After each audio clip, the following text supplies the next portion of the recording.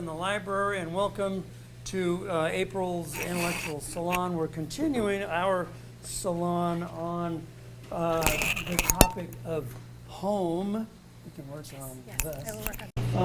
Something that we started last semester and couldn't get off of. There were so many ways to look at the concept of home, especially when you expand that to where is my home? Have I been driven from my home? Am I homeless? What does home mean? And so on. So this thing just keeps getting more and more interesting, and we're all becoming quite knowledgeable about what is going on in the world. There's something like 65 million homeless refugees in the world today. And today's salon will feature an author of a book that was chosen, and in a minute I will tell you more about that. But next month we will be, in early May, we'll have the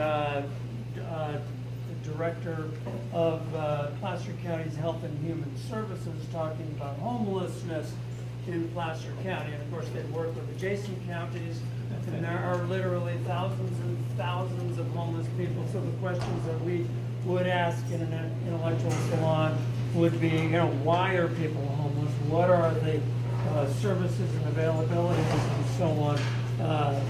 What is available for people? So we'll discuss those types of things. So you see, we've been going on this for a while, but this one was just perfect. And thanks to the Auburn Rotary and the Auburn Book One community activity. Did I go? Oh, this is what I jumped by here. This is essentially, not essentially, this is actually the last presentation of this year's focus on the book Faraway Brothers, and we had very, very fortunate to have the author Lauren Markham here with us tonight. So next year, make sure that you get on the web early. AuburnOBOC.org will take you to the one book for the year. It has not been chosen for next year. Come on, guys, get with it. We've got work to do. I'm still trying to put this one to bed here. But this was a perfect book to choose, especially in these days, and the time sensitivity of this issue. As you can see, many of the things that happen with the OBOC, with the one book activities, is there are films, panel discussions, dinners, evening with the author last night. She was also on Insight yesterday with Beth Luyak at Capital Public Radio. And all you have to do is go to capradio.org and go to Insight and find yesterday's interviews, or just just type in, search Lauren Markham or Faraway Brothers, and go right to the web, to the site where you can download or listen to the interview yesterday on Insight. So this is the last opportunity that you'll have, at least until the next time we bring her around with her next book topic or whatever. You never even know what it's going to be. But we're very, very pleased. I'm just going to run through a few that I introduced the last time. We showed this film, Human Flow, and I would recommend it highly. This is one where Al Weiwei goes to 22 different countries and films what's going on in the world, documenting, just small portions of that 65 million people, refugees.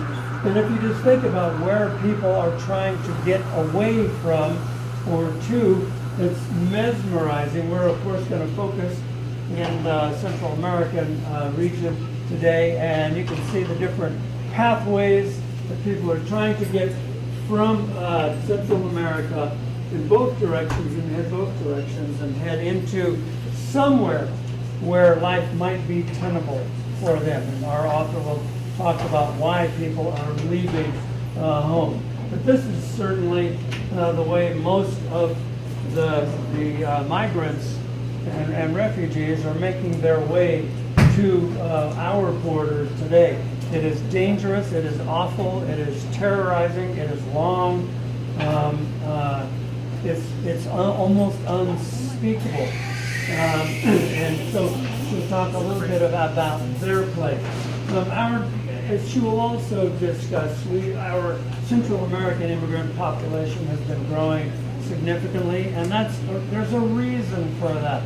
And one of the reasons that I am very, very pleased that this book was chosen is that it discusses how great life isn't for someone that might make it here. It's just as big of a crapshoot, when you make it here, if you will succeed or not. And some of those trials and tribulations will be discussed. As you can see from Central America, El Salvador is our biggest visitors, Guatemala, Honduras, and so on. So with these numbers, this is where they end up landing, right, of course, along the coasts and so on. And I'm going to get off of this, I believe, and get on to Lauren's PowerPoint here. So this is a reality. These people are coming here. They're fleeing for numerous reasons, which our author will discuss. What happens when they get here? Can they make it across the border? How successful will they be? How compassionate are we as a nation? Will we be able to help tolerate and be the America that we have always been in the past? I'm going to jump onto your PowerPoint and then I'll introduce you. I think I'll just jump to one more slide, and I suggest that you might want to see this, read this book as well. J.J. Mulligan was one of the panel last week, one of the panel members, and he is an immigration lawyer at UC Davis Law School, and his title tells it all: no human is illegal. So we have weaponized this whole issue, and this is the essence of our discussion today.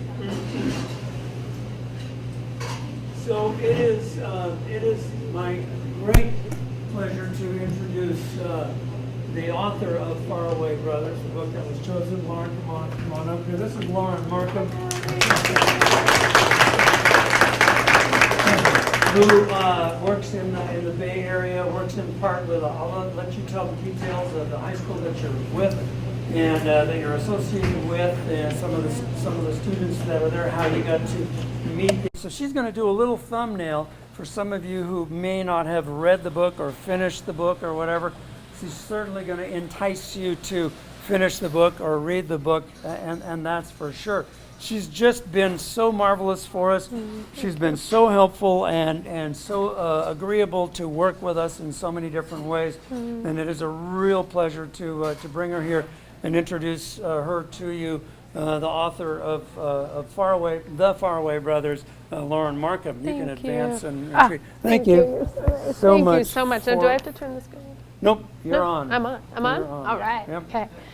Hi, everybody. I'm so happy to be here. I'm completely honored that this community has embraced this book and really taken it. It speaks really highly of a community, both this educational community, but the larger, community, Auburn, Placer County, to take on a complicated issue and a really volatile issue, and really attend to the examination of that issue with a sense of openness and compassion and depth. And I'm really in awe of this community, and really just want to thank the Auburn One Book, One Community. So and to all of you. So let's give a round of applause first to you all and to your community.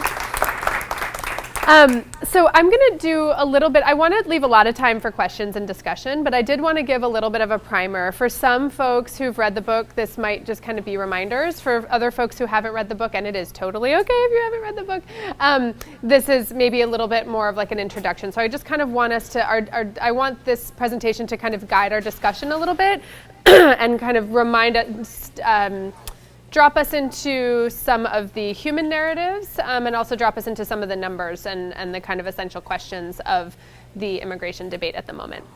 So this is my book, The Faraway Brothers. There are two covers, so this is one of them. Did I do that thing? Ooh, wrong thing. Here we go. So we're going to talk a little bit today, right, about immigration and the U.S. border. The thing about this book, and that's interesting that was interesting for me in reading other books about immigration and certainly news stories, is that we tend to talk about we tend to talk about immigration as something that happens, and I mentioned this last night, right when we step across that bright red line of the border. That immigration is an issue that starts when someone has crossed the line. But of course, immigration starts long before, right? Immigration starts back when someone decides to migrate and to leave their home. But it starts even before that, right? It starts when the conditions, when that person is living through the conditions that are potentially might be pushing that person out or causing them to leave in the first place.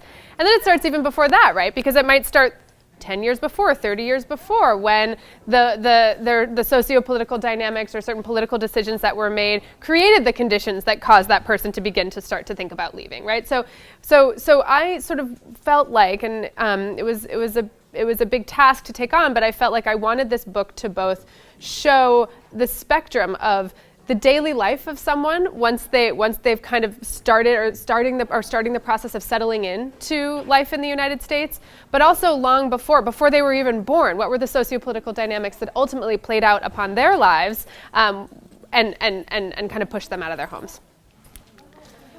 So I'm just going to give a little bit of, we're just going to run through a little bit of a refresher on numbers and definitions. So what do we know about unaccompanied minors? So the definition of an unaccompanied minor, which technically the U.S. government refers to as unaccompanied alien children, and I prefer not to use that term because that's a bit dehumanizing. So unaccompanied minors or unaccompanied youth, unaccompanied minors, those are children who are traveling alone, who cross the U.S. border, not in the custody of their parents, and without authorization or without immigration papers. And many of you might be familiar with this. There's this, a lot of times people talk about illegal immigrants or illegals, and there's a movement such as we saw in JJ's book, right? This idea that no human is illegal, that's thought of these days among many and among certainly activist communities and migrant communities, that we don't want to be thought of as illegal or illegals. We're people, right? So I'm going to use the term unauthorized immigration. So here's a little bit of like historical numbers. Before we get to this,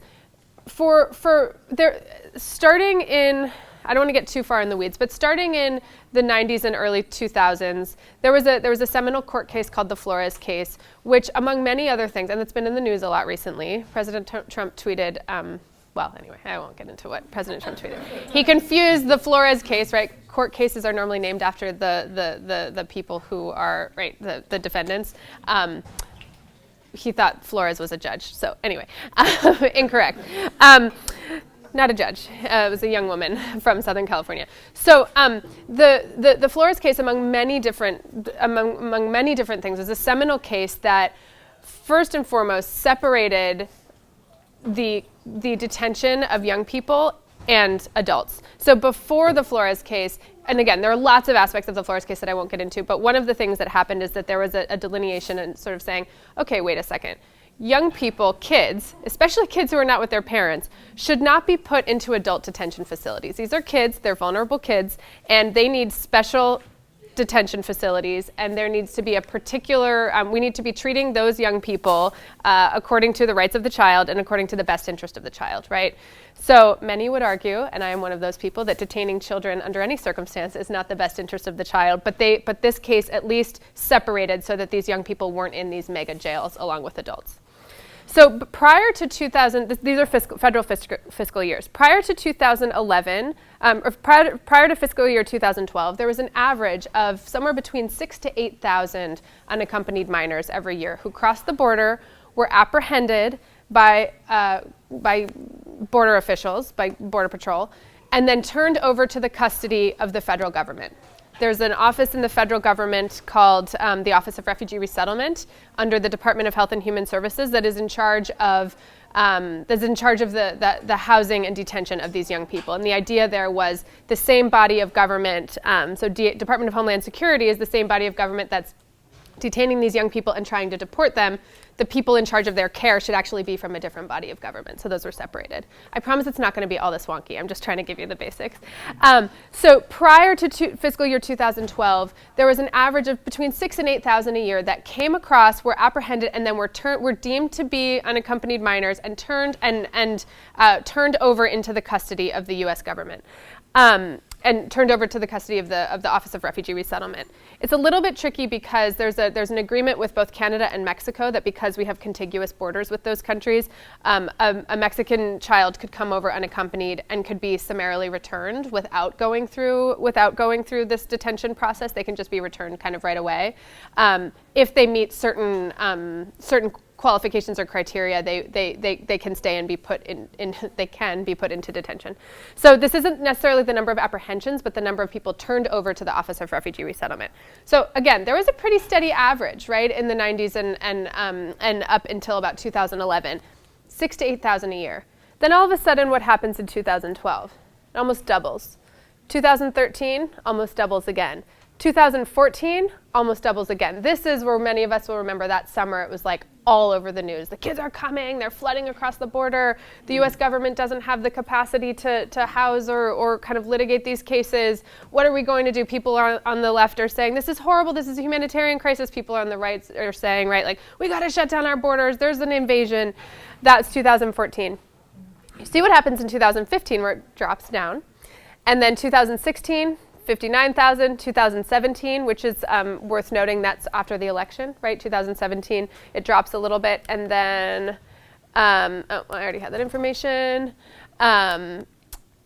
So in fiscal year 2018, over 50,000 crossed the border. So if there was a 2018 up there, which is the fiscal year ends right in October, that would be 50,000 up there at the top.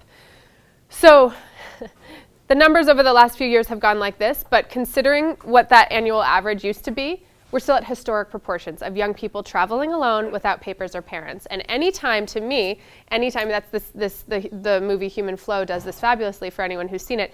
Anytime a group of people starts leaving in large numbers, we should be asking ourselves, why is that, right? Something's happening. It's not like if all of us just decide to get up and leave and go in a different room, we're not going to all just do that just cause, right? Something's happening in this room that's going to make us do that.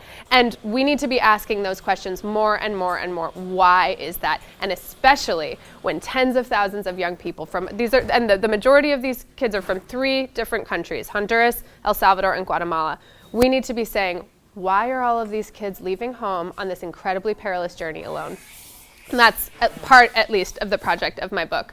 One quick thing I can say is see this drop into fiscal year 2015. So our numbers went way down. Our of apprehensions and detentions of unaccompanied minors. I think I'm getting this right. The Mexican government that year, their numbers of deportations of unaccompanied minors went up by a factor of 7. Yeah, I'm pretty sure it was 7. So 7 times the number of kids that they were deporting. So what does that mean? What's happening if we think of the map? So they're not making it to us, right? But then they're being deported in massive numbers from Mexico. The US government was paying and putting pressure on Mexico to ramp up their kind of immigration crackdown, especially along their southern border in Chiapas. So we were paying Mexico essentially to do that dirty work of deporting these kids. So that's the numbers. And again, I think that's the wonkiest part. This kind of gives that visual, right, of the increase over time. So over the past, between October 2011, when the surge kind of first started, the beginning, a lot of people say this is a crisis that started in 2014, and that's not true. It actually started really in fall of 2011. We just started listening and paying attention and shouting and screaming about it in 2014. So this is the number of young people who have fled their countries by themselves, crossed the US border, been apprehended, and been put into detention, okay? Does anyone know the Placer County population of Placer County? I looked it up this morning. 386,000. Okay, so not quite the population of Placer County, but it's a lot of people, a lot of young people coming without papers and without their parents. So not this summer, last summer. Last summer, as many of us knew, as many of us saw and remember, this horrifying scenario in which thousands of children were, as a matter of policy, of intentional policy, separated from their children. So they got to the U.S. border and they were separated. The parents and kids were taken away from one another and put into separate detention. And when the U.S. government did that, of course, they had created no system for figuring out who belongs to who. And so you had, for months after this, when advocates and lawyers were trying to get kids reunited, literally they would be like, we don't know this is a baby, and we actually don't really know whose mom it is, like where the mom is or who the mom is. They just were separating. And bureaucracies are cruel, and they're also inefficient, and they're also not always all that organized, right? So not that surprising that this really swift and inhumane decision had no system for tracking who was who. That wasn't the point, right? The point was to terrorize and to separate. What's happening here? So they were put into separate facilities, and these facilities lack basic services and care, right? This is actually an image from 2014. I should clarify, but these there was this whole question of, are they cages or are they cells, and it's like, this, when you start getting into the semantics of whether it's a cage or a cell or this or that when we're talking about children, like we've gone pretty low, right? But I mentioned that this is 2014 because these cages aren't new. Let's see what's happening here. Oh, I think this is my bad PowerPoint skills. Let's see. Okay. And so there was also a policy that social workers weren't allowed to pick up and soothe the children, that they would just have to cry it out. And some of these were in giant warehouses where the moms were in a cage over there and the children were over there. And there were reports of moms saying, I can hear my specific child crying across the warehouse, right? It gives you shivers. And I'm stuck in this cage and they will not let me go soothe my kid. And no adult is allowed to go soothe this child. So if I can get someone, I'm an educator, so I don't want this all to be like me presenting to you. I'm going to make you guys do a little work. So could someone please read this from Senator Warren in a loud voice? Yes, please. I'm going to take a sip of my tea. The children told us that they had come to the United States with family and didn't know where they had been taken. 11 years old, 12, locked in a cage with strangers. Many hadn't talked to their mothers or fathers. They didn't know where they were or what would happen to them next. No books, no toys, no games. They looked shell-shocked. And remember that a lot of our elected officials, senators and congresspeople, had to fight pretty hard to even get access to those facilities, which is also concerning, right? Like, why are these closed spaces that our elected officials who, we have all elected to represent us can't even go in and see what our government's up to? This is from a mother. Could someone read this out loud? Thank you, by the way. Someone read this out loud? Please. They told me to sign a consent form to take my daughter, but that it did not matter whether or not I signed because they were going to take her either way. Imagine. Here's another one. Yes, please. My son is not the same since we were reunited. He cries when he does not see me. That behavior is not normal. In El Salvador, he would stay with his dad or my sister and not cry. Now he cries for fear of being alone. So the impacts of this family separation is like the traumatic impacts are going to be felt for years and years to come in the lives of these families, and likely, given all the research about how trauma is passed down through generations, likely for generations.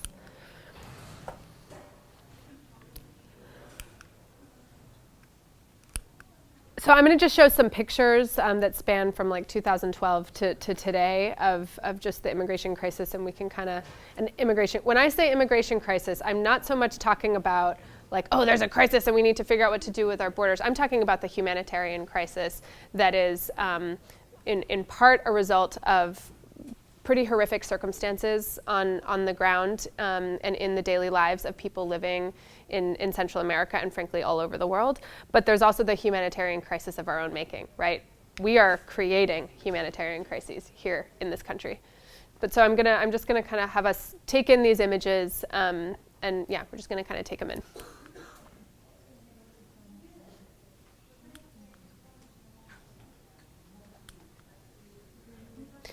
And I'm going to skip this part actually. I'm going to do a little reading, or am I? Nope. Okay, I'm going to do a little reading real fast. Got it.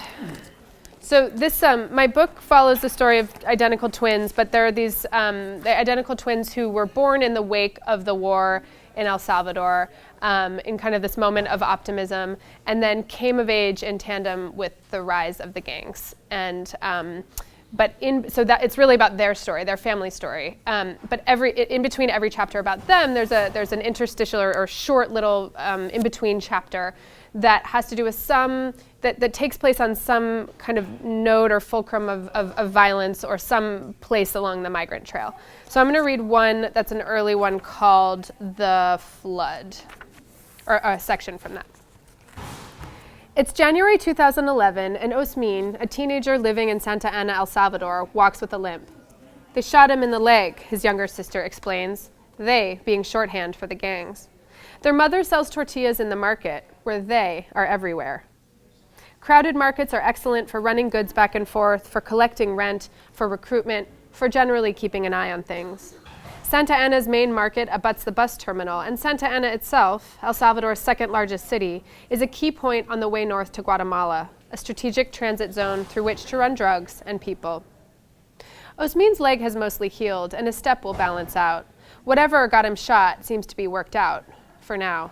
But he wants, or he says he needs, to get out of El Salvador. In 2011, homicide here will reach an all-time high. 4,354 people will be murdered by the end of the year. These are numbers rivaling those of the Civil War. He's been lucky so far, but luck only lasts so long. He's got to go. I just have to figure out how, he says. What he means is how to get the money. Once you have the cash, he knows, getting out is easy enough to arrange. Between 1980 and 1990, the most brutal years of Salvador's Civil War, approximately 371,000 Salvadorans migrated to the U.S. out of a population of around 5 million. That was 7% of the country's overall population. So once again, imagine if just 7% of us left. Looking for both refuge and economic opportunity, they moved north in a steady stream. But violence and instability beget migration, and just as violence often begets more violence, migration often begets more migration. After the war, Salvadorans kept leaving for economic opportunity, to reunite with family, and because an earthquake and several hurricanes leveled homes, destroyed livelihoods, and sent people packing. By 2008, 1.1 million foreign-born Salvadorans lived in the U.S., or 18% of El Salvador's entire population. In 2009, the year before Osmin was shot and began to think of leaving, several thousand miners like him struck out for El Salvador for the north. This, in and of itself, was not news. It was more or less the same number as previous years, but in the fall of 2011, the number of kids leaving El Salvador for the United States skyrocketed. Osmin has friends, neighbors, and family members who are going or who have gone. The same is true all over the so-called Northern Triangle. In those other countries, Osmin has heard, gang violence is spiraling out of control, just like where he lives. Meanwhile, the number of illegal immigrant adults is going down in almost inverse proportion to the rise in unaccompanied alien children. From 1.1 million adult apprehensions in 2005 to 326,000 in 2012. With the tanking of the U.S. economy, why go north to beg for jobs that aren't there? I just have to figure out how to go, Osmin repeats. It's the children now, and not so much the adults, the parents, who are moving north. Okay, so now I'm going to make you do some more work. You have to turn either to a partner or to a little group and kind of react to the numbers that we've been looking at and to the reading. Why are these families coming? Some of you guys know some of the answers from the book, but I want to hear you guys just have a little quick discussion, maybe like for 3 minutes. What is the reaction to these numbers, to the reading, and why do you think these folks are leaving? That's kind of the next thing we're going to talk about. Go ahead, find some partners.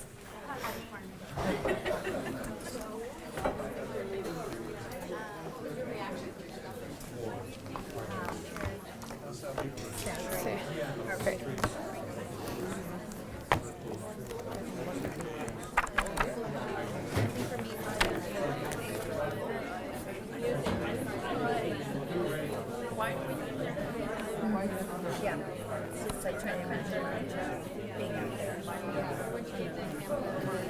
my gosh, yeah. Right.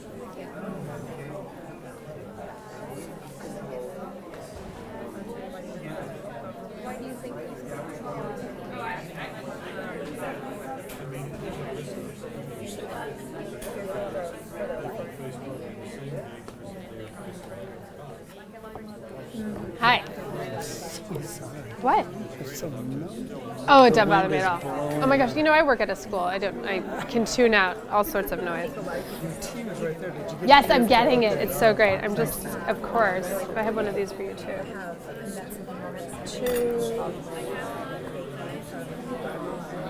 And Bart's wife's name? We don't even know what that is. And Loretta, yeah. He just named us. We said we want our own drink because we don't know what that American drink is here for. So it's actually really interesting. You know, to hear them say that because you hear that all the time on the American Perfect.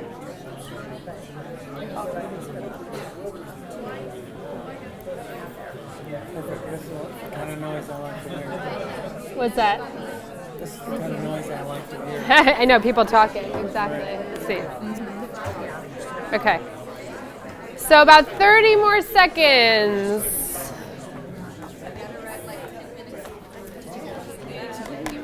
It was like dinner and the view last It night. was incredible. So you spent the night with Joanna? Yeah, She we said, stayed up "Who?" till 11 p.m. chatting. I love her. She's incredible. She's like no one else I've ever met. Well, She's amazing. she is a real gem in this community. I too. know. Started the farmers market. I know. Yeah, she gave me her cookbook, which is so cool. Oh. I know. I can't wait to cook out of it. I know. I scored. But just that place, you know, when she used to live farther down, and then she married this guy. Right. Jerry. She told me the whole story, and then they had twin houses, and then they bought. It's so cool. Unreal. Unreal. That's pretty special. love her. Okay, wait. Where did I put my thing? Fabulous job putting this program. They're amazing. Okay, so I'm curious if anyone wants to share out a little something that kind of came up in their group. It does, you know, this isn't like the who had the best ideas Olympics or anything. We're just kind of trying to get the conversation started. But if you had the best idea, great, share it. Don't be shy. Don't be shy. Shout it out. I'm gonna call it. I'm just gonna point to someone. I'm a teacher. I know how to do this. I don't think that Okay. necessarily these kids are coming for reasons more than their parents are trying to get them somewhere for specific reasons. That the parents are part of this decision. It's a family decision to send the kids. Other thoughts? Okay. Any other reactions to the images or the readings or anything that came up? You guys are chatting. Okay, I'm gonna make us do this again, and the next time I really am gonna call someone. So I want to talk a little bit about there's this notion in migration. There's this notion in migration of there's pull factors, right? What brings people to a particular place, and then push factors. What pushes someone out of a particular place? And I think in the United States, steeped as we are in our own sense of our exceptionalism, there's a sense always that people are coming here because it's so great here and because they want all the great things that we have. And that's certainly true in many cases, and that's certainly often a part of why people come. But I think I think it's important for us to reframe the discussion to some extent around what's pushing people out, right? Because it's nice to live in your home. It's nice to be a 15-year-old kid and live with your mom. You know, it's nice to live in the place where you live, if the place where you live is safe and you can have enough food to eat and you can have jobs to pay for your family and you can have some sense of, you know, life satisfaction and if upward mobility is great, or even just being able to kind of make it and survive. So this idea of the push factor is that there are lots of reasons that are pushing people out of their home in today's migration crises. And I love that that you showed that map at the beginning, where we were sort of seeing all of the migration flows from all over the world. There are all sorts of reasons that are pushing people out of their homes. Yes, people are leaving their homes and going to more resource places like Australia, like Europe, and like the United States and Canada. But they're leaving their homes because there's something happening there, right? So I'm going to talk a little bit about violence in El Salvador, which is a major push factor. We're not going to do this. There's a video, but we're not going to show that. So in many ways, I think we tend to talk about the current violence. Right now, many communities in El Salvador are essentially under the stranglehold of local gangs. we tend, well, two things. There's a myth about gangs. We think about, in this country, we think about kind of like gangsters as these big, high-flying, kind of super rich, kind of like mafiosos or from like rap videos, like this. It's sort of this this kind of anti-hero glamour, right? And the New York Times, along with a really fabulous magazine in El Salvador called El Faro, did published an article, I think it was in 2000, actually I should know this, I think it was in the fall of 2016, called Killers on a Shoestring. And it was a really beautiful investigation into the realities of gangs in El Salvador, which is that most of these kids in gangs are living hand to mouth. They arrested some of the the big kingpins, and the kingpins had maybe like $20,000 in their bank account or something. And like, $20,000 is nothing to sniff at, but for like, one of the heads of MS-13 in El Salvador to be busted and have 20,000, we're not talking about like millions and millions of dollars here, right? We're not talking about getting rich. We're not talking about kind of a glamorous lifestyle. It's actually really a hand-to-mouth lifestyle, and particularly for some of the people at the bottom, which tend to be the kids, right? The gangs recruit young people and rely on young people to be their foot soldiers. They kind of function like an army in this way, like an army that employs child soldiers. Those kids are joining gangs in some cases just to have a place to sleep or food to eat or to get out of abusive home situations. So, but gang violence really has a stranglehold on many communities in El Salvador, especially poor communities. And there is right now a kind of an all-out battle between the police and between gangs, who gets caught in the crossfire of that battle? Innocent people, right? Another thing I want to mention is that, and I've talked to a lot of my friends in El Salvador about this, that we don't often enough connect the history of the Civil War in El Salvador to the gang violence, right? And that we sort of think that first there was the Civil War, and then there wasn't for a while, and then all of a sudden these gangs came around. And right, there's like a really clear nexus between those. Violence begets violence, right? And legacies of trauma both on individuals and in a society kind of mutate, and the seeds are still kind of under there, and then they come up. The chickens come home to roost. I'm mixing metaphors here, but right, like, so the violence of yesterday is inextricably connected to the violence of today. So majority in children and young families coming here are fleeing mounting violence in their home countries. This is from 2015, and this was kind of the height of the murder rate in El Salvador, but it was one of the highest in the world. In 2015, it's no longer this high, but it's still quite high, one of the highest in the world.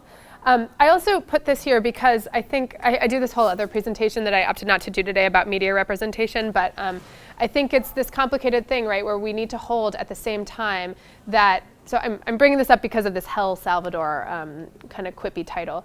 I think it is important for us to hold at the same time that there is deep, systemic, horrific violence and inequality and injustice happening in El Salvador, and also that it's a complex and wonderful place with many resources and human resources and natural resources and full of I guess what I'm trying to push up against is this sort of blanket characterization of Hell Salvador. So I kind of put that up there so we can question that narrative of it's too easy to fit into a binary of like horrible, dangerous place, or like wonderful of El Salvador, wonderful, perfect place of the United States, right? And in fact, all of us are somewhere, all of our countries and all of our societies and communities are somewhere in the middle. Massive sexual violence in El Salvador and throughout the world, but certainly throughout Central America. And I'm going to read another little section called The Missing, which kind of does some of that work of connecting the past and the present.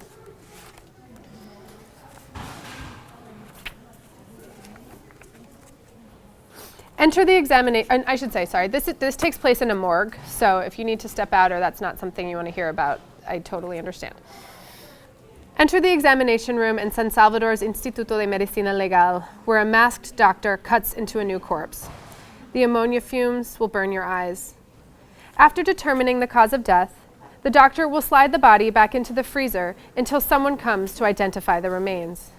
If no one comes, which sometimes happens, it's too far, or the family doesn't have the money, or the deceased doesn't have a family, or the circumstances of the murder are such that it's best for the next of kin to lie low, The body will be incinerated. But any corpse in San Salvador that's gone undiscovered long enough, decomposing in a cornfield, say, or cast into the dump, is taken to the Department of Forensic Anthropology. In contrast to the courtyard, the anthropology room is antiseptic, all right angles in order. Metal examination tables gleam. File boxes are stacked atop the counters and the tables and the floor. Like puzzle masters, the forensic anthropologists turn over the contents of each and fit the pieces together to figure how a human being turned into a box of bones. Some of the skeletons are older and weather-worn, turning the color of rust. They look as though they would flake at a touch. These bones were exhumed from the site of the 1981 massacre of El Mozote during El Salvador's Civil War, when government troops stormed a suspected guerrilla haven and slaughtered more than 900 men, women, and children. Some they killed with guns and machetes, others they corralled into the town church and then set the church on fire.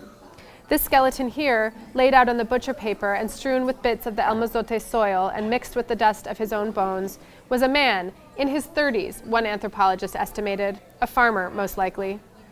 The bones on a neighboring table, sturdier and whiter and in far fewer pieces, are from a newer war, a war more elusive and harder to track, the gang war. This one came from a clandestine grave in San Salvador, a pit behind the San Salvador slum. She'd been a young woman, they estimated about 17, killed within the last year. Based on markings inside her pelvis, she'd once given birth. In the front of the skull, just above where the girl might have tweezed her brows or dusted a shimmer of shadow, was a splintered hole. A heavy object, the anthropologist said, running her fingers along the breech. At the front of the morgue, a woman is quietly crying, shoulders quaking as she presses a tissue beneath an eye. She leans into a young man, her son perhaps, who wears a stiff expression behind aviator sunglasses. The armed guards notice, then look away. A different woman enters the gate. "I'm here to register a disappeared," she says. If your local police haven't found the person you're looking for, you go to the morgue to make another report. The Instituto staff affixes the photograph to a wall, along with dozens of others. They hang beneath a plastic cover so clean it reflects the onlooker. These photographs will be kept on this billboard for 2 months, depending on space, the sign explains. It's late July. April's disappeared have just been taken down. A police truck pulls into the compound, and 2 officers clad in boots and balaclavas hop out and escort a scowling young man, no more than 16 or 17. He's handcuffed, his hair is gelled into spikes, and he sports low-sagging shorts, barely laced high-top sneakers, and a bright red shirt. The police move him roughly toward one of the doors.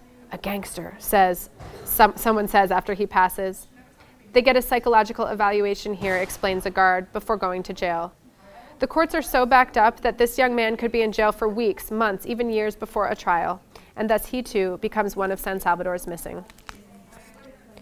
So the reason that I read that is severalfold. One, I think it gives a texture of just like the brutality of the violence. There are people who are dead, there are people who are missing, and we are in El Salvador.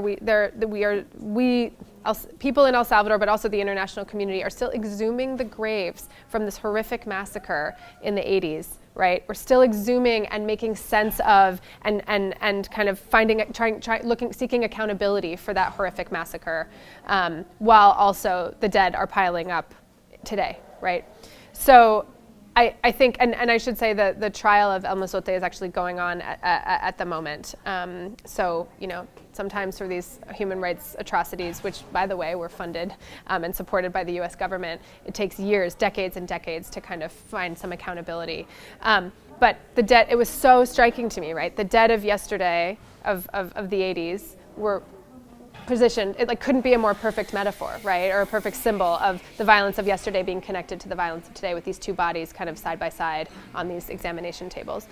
I also think it's important because of this kind of binary question of, you know, good people, bad people, hell Salvador, beautiful United States. Like part of this book, or the project of this book, I realized as I was writing it and we talked a little bit about this last night, was to kind of explore these gray areas where there's this young man being marched down. He looked like one of my students, right? He's just a young man. I don't know what he did or what they accused him of, but the point is that he is a casualty in this whole system, right, of disappearance, of kind of societal degradation, of international interference by the U.S. government, of horrific foreign policy, right? Like, this young man is being carted down, and he's going to go to jail he might be, like I said, weeks, months, years before this young man ever gets a trial. And regardless of if he did anything or what he did, this is a young person who is caught up in the system and cycle of violence. And so I kind of wanted to interrupt this idea that that's really tempting, because it's easy that, well, all we have to do is get rid of and crack down on the bad people. It's not that simple, right? So many of these gang members are young people who are in desperate circumstances. So I think I'm just going to kind of talk a little bit about the road to the United States, because we haven't even really gotten to the United States at this point. The more that we have militarized our border, the more that migrant deaths have gone up, because we put the border wall and a lot more border surveillance in the areas that are easier to cross, and that pushes people into rougher and more horrific terrain. So because of that, more and more people are dying. Last year, I have a slide in here from last year, I think 411 people that we know of, right, died along the US-Mexico border last year, and that's very high.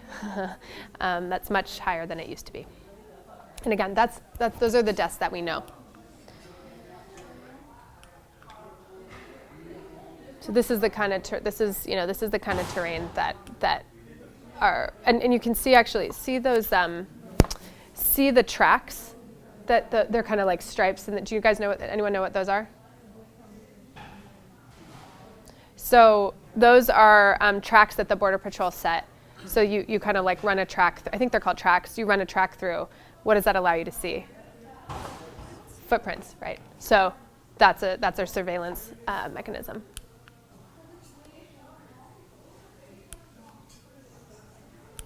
So I'm not going to read this section. So I'm curious. I mean, I want to take any questions from you all, but this is something I'm curious about.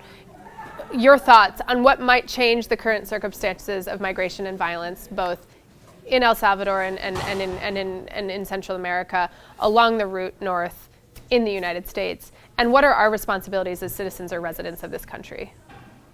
So that's kind of where I'll leave us, and we can just chat, or you can ask questions. It can be related to this, or it can be anything you want.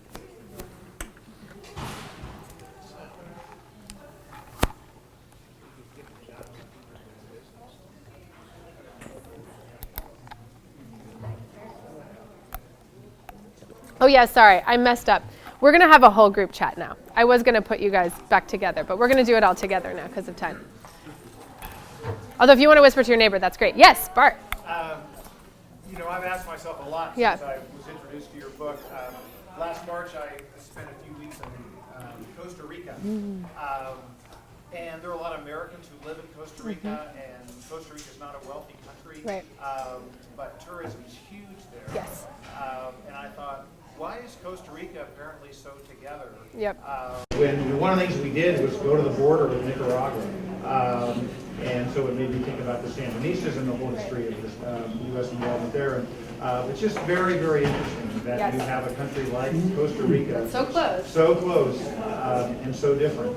And what, I've asked myself, what can we do as the U.S. to help El Salvador become the next Costa Rica? Great question.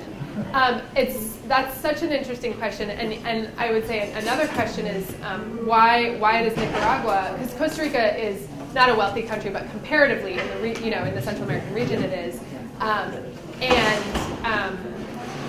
Nicaragua right next to Costa Rica and also close to the Northern Triangle.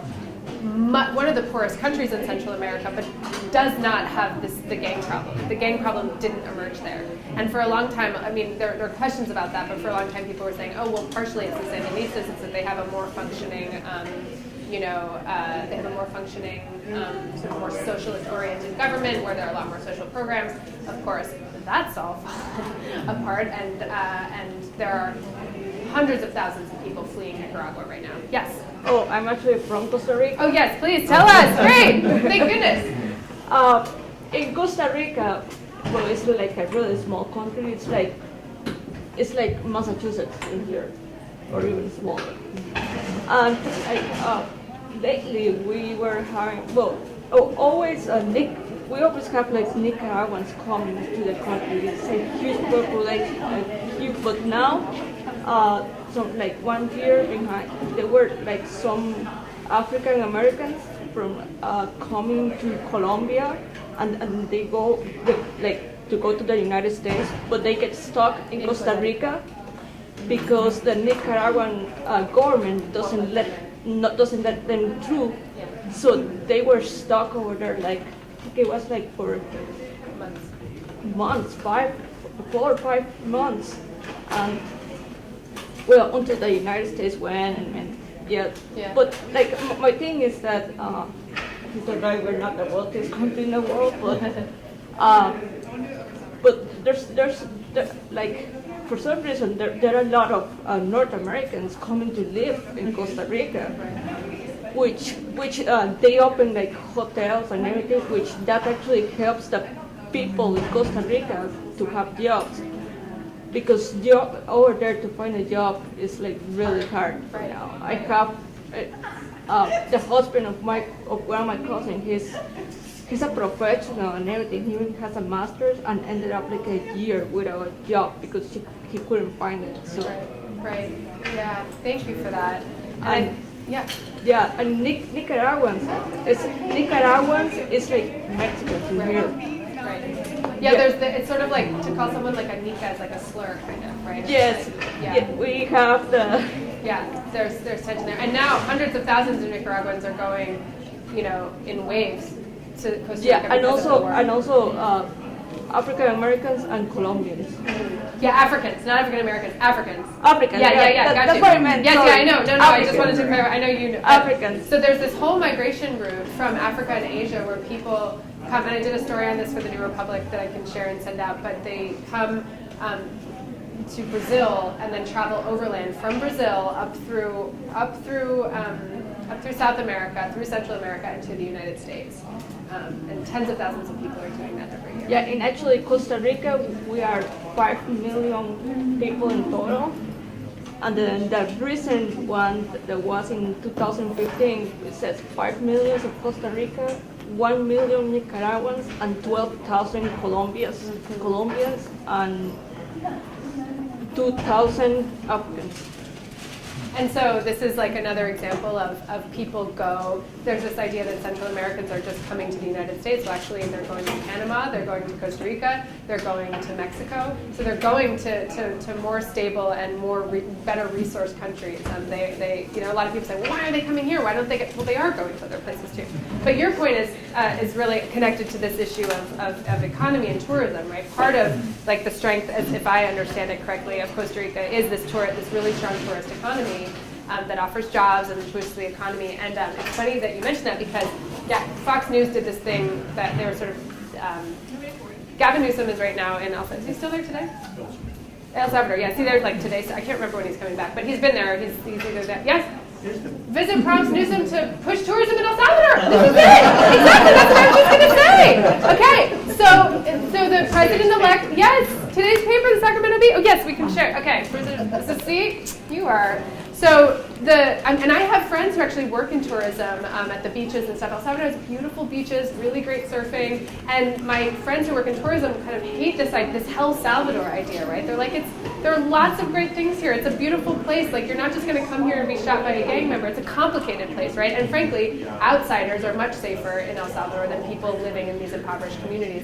And so Gavin Newsom and I was just going to say, and the president-elect Nayib Bukele talked about trying to boost this tourism and kind of lean on the beautiful natural resources of El Salvador as, not to, like, it isn't a direct, response to violence, but it's like a response to the root cause of violence. And then Fox News published something of like, Gavin Newsom wants people to just go surf in El Salvador or something like that, right? But it like, and I think he kind of does, but it's not just like this dumb surfer bro idea. So, yeah. It's not just El Salvador, but that whole northern triangle, and that's the gateway to Guatemala and Belize. Yeah. And ecologically, it is so diverse. From coast to coast, and then the jungles and the mountains, right. and the pyramids, and on and on and on. If they could work collectively, right. And there are lots of international business interests that have for years and years and years stolen, right, or appropriated those natural resources. So in Guatemala, there's all these communities that are fighting the international mining organizations that are poisoning water and, not paying good wages to local people, and they sort of, right, mining is this extractive industry. You go in, you take a bunch of stuff, you leave. So the natural resources are there, and it's not just about as we all know, right? It's not just about the countries sort of themselves getting it together to figure out how to sustainably lean on their natural resources, which is what Costa Rica has done so well, right? Around like ecotourism, but it's also around getting some of these international organizations who are so extractive and exploitative to knock it off. The Russian government, of course, is doing an awful lot in El Salvador right now, which seems to be some kind of a threat in terms of our diplomatic policies in the United States. But it seems to me that perhaps our own country is not doing everything that it could do to help El Salvador. And so I would agree. It's become a place where people, who belong to other countries seem to be taking advantage of the situation in a way that perhaps we did not understand before. But my concern right now, as I look at the political situation in El Salvador, is exactly what the Russians hope to accomplish, while they're there. Are they trying to fight violence? Are they trying to provide... I have to say, I know almost nothing about Russian in El Salvador. It's just happened the last 2 weeks. Yeah, I know very, very little about that. So I'm not sure. I'm not sure what. I'm not sure I can speak to that. But and that's fascinating. I can say though that to your point of we're not doing enough to support El Salvador, I will agree, wholeheartedly agree, right? And our president just said that we're going to cut aid to El Salvador. So. I don't think that's going to help matters particularly. We're spending a lot of time and a lot of money and a lot of focus at the border because it's flashy and because it's a talking point and because it's essentially we've effectively made it a war zone, both rhetorically and sort of in the physical realm. But it will do nothing, right? Like that's a lot of resources we could be spending in El Salvador. I also just want to name. What's your name? Mine? Yeah. Monica. So thank you to Monica for chiming in, and I know that we have lots of different people so I don't need to be the only one up here answering questions. So if people also have thoughts or perspectives, please jump in. Can I Yes. ask, there's been talk from the White House to withdraw aid to El Salvador and other Central American countries and so on. Can you discuss how you would react to that? I think. Fallout of that? I mean, I'll speak really candidly. I think that it's punitive. I think it's hard-headed and nasty, and I think it's an example of it's an example of are we actually trying to help fix the problem, or are we trying to shout and scream and punish the problem for happening in the first place, right? So if we really want to I mean, again and again, as we've been talking about, I've had many of these conversations, if we want to support people's abilities to stay in their homes, right, where the vast majority of people want to live and stay, we want to stay at home, right? And if we want to reduce the number of forced migrants, right, because we're really talking about, a lot of people talk about migration as a right, and I tend to really believe in that, but forced migration, no one wants forced migration. No one wants forced anything, right? So, except like maybe taxes or something. But we don't want forced migration. To stem the tide of forced migration, which isn't good for anybody, right? Then we really need to be supporting the circumstances, those push factors that are pushing people out in the first place. And so to cut aid, and international aid has all sorts of problems. There's inefficiencies, and it's not like it's this. It's not perfect, but it is creating and supporting social programs that El Salvador needs more of. So I just see it, perfectly frankly, as just this punitive act that is not thinking in any way about the ripple effects. It's just, kind of playing hardball. Right. And secondly, I'd like to ask you about a recent article that you published in the Guardian. Yes. And, yes. About the relationship between climate change. Thank you. We haven't really talked about that.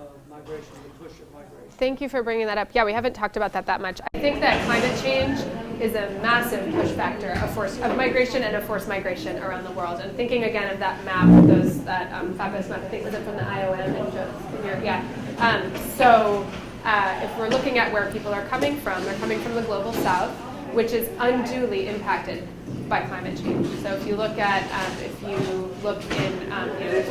drought and famine happening in the Horn of Africa, there's desertification and the sort of creep of the Sahel ever closer to the coast in West Africa. In Central America, coffee crops have been decimated. And there was a beautiful piece I mentioned last night, a piece by Jonathan Blitzer in the New Yorker in the highlands of. He was doing all this reporting in the highlands of Guatemala, and one of his pieces was really looking at the impacts of climate change on just like on people's subsistence farming. And there's a little thread in this book too of climate change where because in El Salvador there's the impact. I'm going on a tangent. The impacts of climate change, especially in the global south, are felt very, very heavily, and those compound and complicate already difficult circumstances on the ground. So if you have a family like the Flores family who's already struggling to make ends meet, who the gangs have kind of like creeped into town, and there's limited economic opportunities in the entire throughout society that's pushing people that's sort of feeding the growth and the strength of these gangs. And then you have people who are even less able to grow enough crops to feed their family or sell a few tomatoes here and there in the market to have a little cash. That's going to compound migration even more, right? People leave. People are forced into migration because it's unsafe for them at home or because they can't feed their families. And so I think we need to be thinking about and watching the impacts of climate change a lot more. And I'm glad you brought that up. And again, it's not just Central America, but it's throughout the world. Right. And I think the trick of it is that it's not always the cause, right? This was in 2011. I was doing a story on climate migrants in East Africa. So all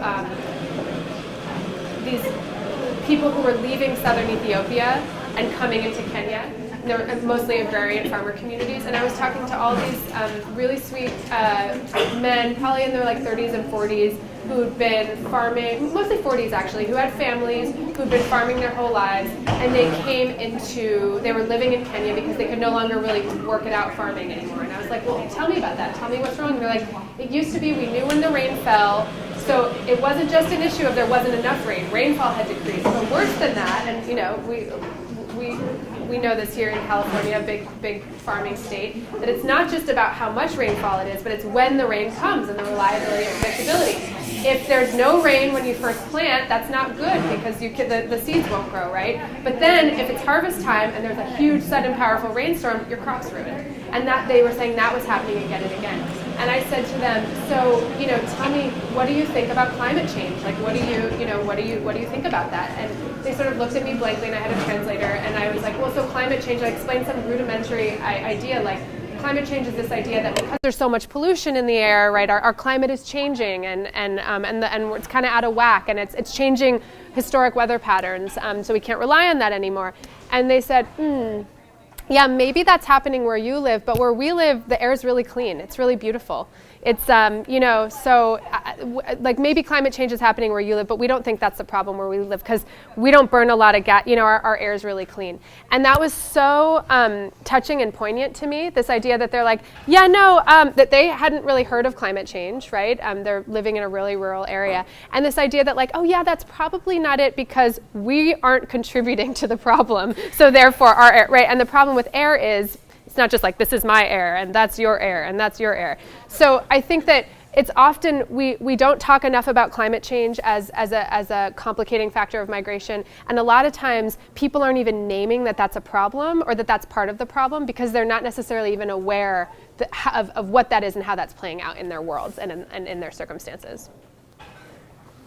I'd like you to ask people to respond to your second question. Great. What are our responsibilities as citizens, residents, voters? Some of us are citizens, some of us are residents, some of us can vote, some of us can't. But I'm curious, of people living here in this community, both this Placer County community, we're in Placer County, yeah. I'm like, great. Placer County community and also like community of California, community of the United States. What are our responsibilities as community members here?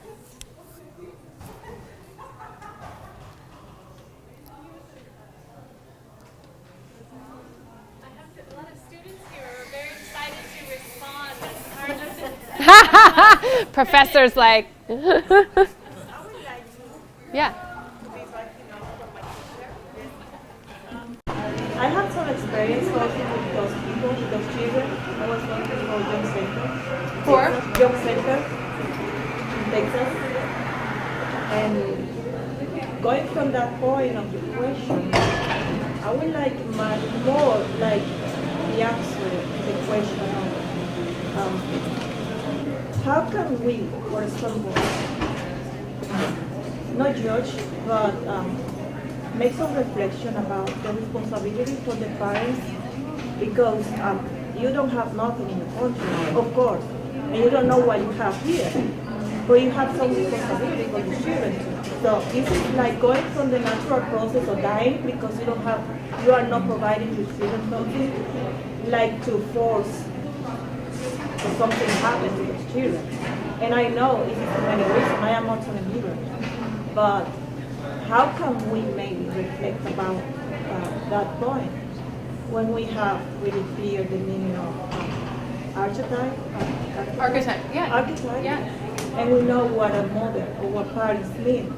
And this is like already inside, but you leave because you want to provide better. But Right. you don't know. This is the hope, I know. Right. You're going for the hope. But how can we reflect about that? Because they are children. Absolutely. I think Even that's, though we are human beings too, but yeah. They're And you're young. talking about the parents who come here and leave their kids behind, but then also the parents who stay behind and send their kids. the parents will come with the children too. Okay. Because they Right. maybe don't know what is going to happen, but they Right. maybe can be sure something will happen in the way Right. for those children. Right. And this is horrible cases I have read when I Right. was working with those children that parents already know it can happen. Right. So this is like, how can you divide the meaning of taking care of the children outside the country and bringing them to Right. Well, I think it speaks to just how complicated the issues are, right? But like the complexities of of what life is like there, the complexities on the way, the complexities of what it means to even hope, right? But yeah, absolutely, you know, that is what being a parent is. It's meaning you're responsible for someone else. Thank you so much. Also, I like to add something. Not here in the United States, but Costa Rica, when I have some family that lives near the frontier from Costa Rica to Nicaragua. When the Africans came and they were stuck in there, like for example, my family has like it's not a supermarket. Over there, there's like little stores where I don't even know how to call it. It's like a soda. No, it's not a soda. It's like a mini supermarket. Yeah, a mini market. Mini. So they just like open the mini market, and over there they told my cousin says that it was like 12 Africans living in the soda. So I don't know. For them, it felt like their responsibility to do that, because if it wasn't that, they would like sleep outside, and over there in that part of the country it's like really hot. So I don't know. No, but so you're saying like this responsibility of like doing whatever you can in your local community in your small way. Yeah. I feel like that's what I'm hearing you say. Is that Yeah, right? yeah. Just by opening something where they can stay. Right. And because it's over there, it's really Right. hot. Stay outside, it's really hot. So it's like giving of your time, giving of the resources you have, be it your space or your money or your, there's some, like I've been hearing about up here, some accompaniment programs that churches are running where you can kind of help take people to court or help them figure out, how to navigate through the system. Money's good, space is good. And some of them speaks no Spanish at all. Right. Oh yeah, sure. So it's just with really signs. complicated. Right. Come, Right. stay here. I think this is also an interesting point because we, and this is what a lot of migration experts and humanitarian workers in Mexico say, is that we think of Mexico as a country of origin for migration, but it's also a country of transit, and it's also a country of destination.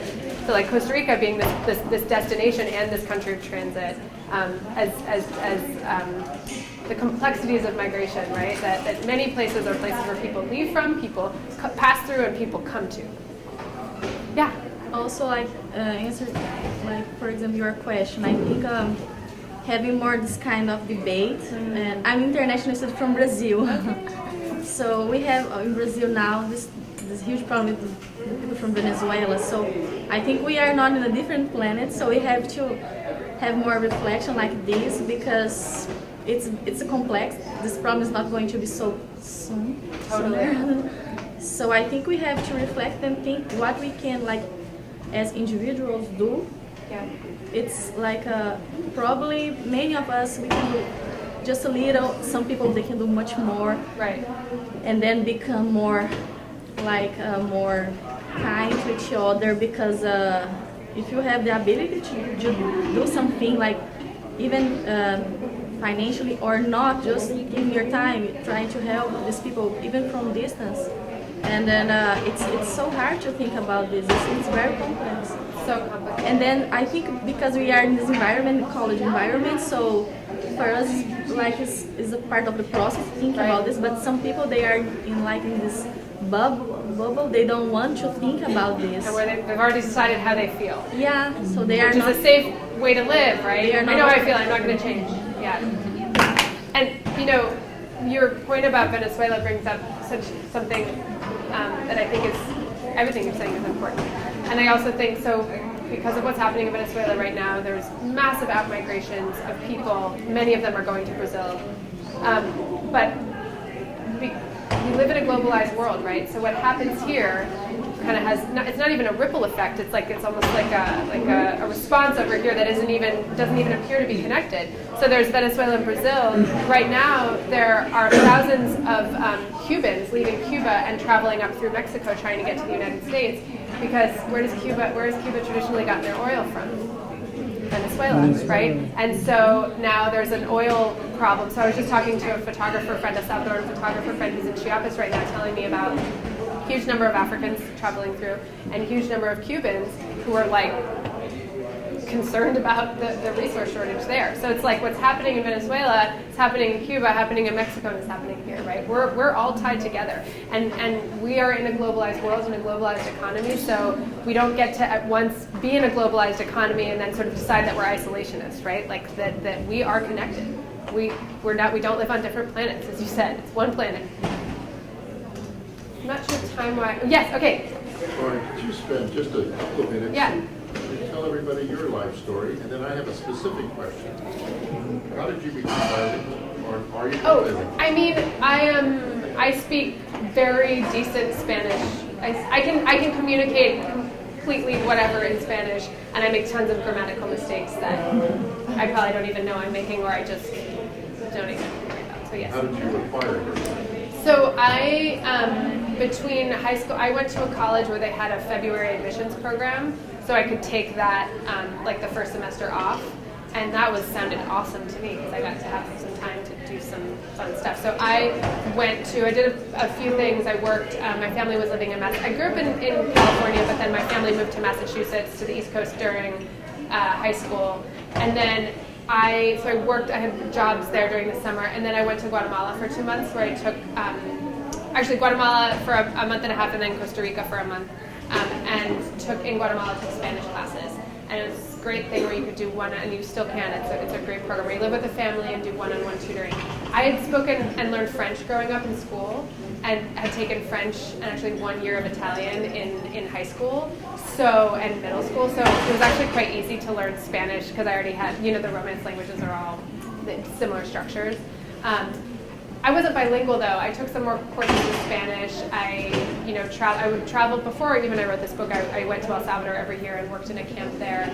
And then honestly, the way I got best at my Spanish was working at the school where I work and just having to practice. But it was funny because when I hadn't been to El Salvador for a number of years, but my Spanish had gotten, I thought, quite good. And then I went to El Salvador to start reporting this book, and I realized that I could have like 50 conversations with perfect fluency and knew all the vocabulary. So I could talk to you about what kind of credits you needed, or I could talk to you about making good choices, or I could teach sex ed in Spanish. But then I was interviewing the mayor of San Salvador, and he said, who's now the president-elect, and he kept talking about the ejército, and I was like, and I had to say, I'm really sorry, what does that mean? He's like, that means the army. Not a hard word, a word I should know, but like doesn't come up a lot in a school context. So I have some vocabulary holes, but yeah, that's how I learned Spanish. Really through practice. It's just, I can't write it. It's really like, it's informal Spanish, but I can have whatever conversation is needed, just not beautifully. Could you just spend 1 or 2 minutes talking about your work today, your educational side of your... At the school, my education. Yes, so I am what's called a community school manager. So I'm an administrator at the Oakland School District that I oversee. It's a position in the Oakland School District that's kind of like an assistant principal, and that role is to oversee all the non-academic programs and services. So after-school programs, parent programs. We do a lot of like health and human services and wellness services at our school. So we've got 12 counselors who come in throughout the week. We've got mentorship programs. We have a partnership with a local clinic. We have dental clinics. We have vision clinics. So the idea is that I'm sort of overseeing all the wraparound services that, and there are lots of other people doing this work, but I'm kind of helping, I'm the kind of umbrella of it, to ensure that that students are getting services they need that are otherwise impeding their ability to be successful in school, right? Because if you don't have an immigration lawyer, but you have a deportation proceeding, and we're saying, hey, focus on math, why aren't you practicing your algebra or whatever? It's like, of course they're not focused on their algebra. They have a deportation hearing tomorrow, and they don't have a lawyer. If you have an abscessed tooth, it's really hard to like do your SSR, right? So that's the kind of idea. We are going to have to stop here. I'd like to suggest that this order be reversed. Okay. Perhaps we should start with beings first and really think about this whole question. One more comment. Oh, I'm sorry. Okay, answering the question you have about the responsibility. I'm being a resident for more than 10 years, and a human being. Working on my citizenship to have the quality of both. I think for those that are already, the citizens by being born in this country, I think it's a big, a good point to have just be a citizen and have the strong way to decide what it will be better if you run an immigration case. And I think if one person start to seeing the immigrants' reasons to flee their country and have to leave whatever they have, if it's a little, they will decide to stay if maybe the United States support them in their countries, then be against them when they come here. So it will be, I think, a point that we can have each person that lives in this country. I'm from Colombia, and we have the problem with Venezuela going through our country. And the thing is, we didn't have much, but we share with them what we have, and probably that will be with the United States. Share.